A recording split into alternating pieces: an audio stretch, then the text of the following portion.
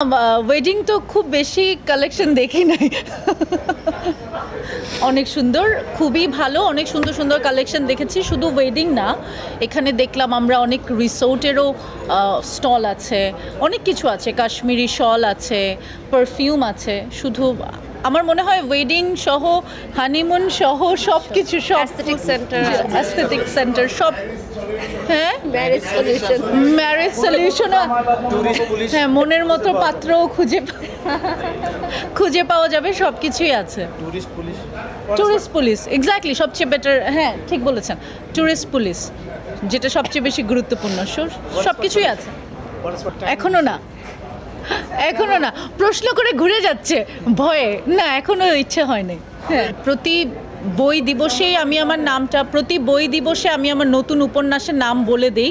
এবারও যেরকম বলেছি যে আমার আগামী উপন্যাসের নাম হচ্ছে আমরা কখনো বন্ধু ছিলাম না।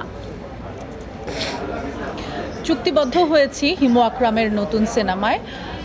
তো এখন আসলে আমাদের স্ক্রিপ্টিংয়ের কাজ চলছে, আর সেখানে অভিনয় করবে স্বস্তিকা মুখোপাধ্যায় এবং শরীফুল রাজ। তারা দুইজনই আমার পছন্দের অভিনেতা অভিনেত্রী, তাদের সাথে কাজ করার জন্য মুখিয়ে আছে। আমি যতটুকু জানি যে আর একটা গানের শুটিং বাকি আছে পায়েলের। এটা তো মানে সুখবর আছে, অলরেডি আমি একটা সিনেমার শুটিং করে ফেলেছি।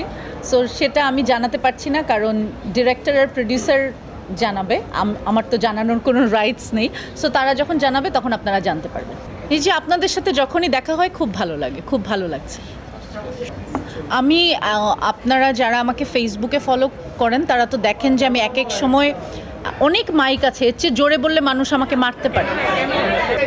আমি দেখাবো, আসছি। আপনারা তো আমাকে যারা ফেসবুকে ফলো করেন তারা তো দেখেন যে আমি এক এক সময় আসলে এক এক রঙের প্রেমে পড়ি। তো এখন আপাতত আমার মনে হয় যে আমি সবুজের অনেক প্রেমে পড়েছি এবং আমি অনেক গাছ আঁকছি। তো আমার মনে হয় যে গাছটা কবে শেষ হবে এখন জানি না, শুধু আমি গাছের ছবিই আঁকছি অনেক দিন যাবত, 7-8 দিন যাবত। সবুজের প্রেমে পড়েছি, হ্যাঁ বলতে পারেন। ব্যক্তি প্রেমে না পড়াই ভালো, প্রকৃতির প্রেমে থাকলেই ভালো, তাই না?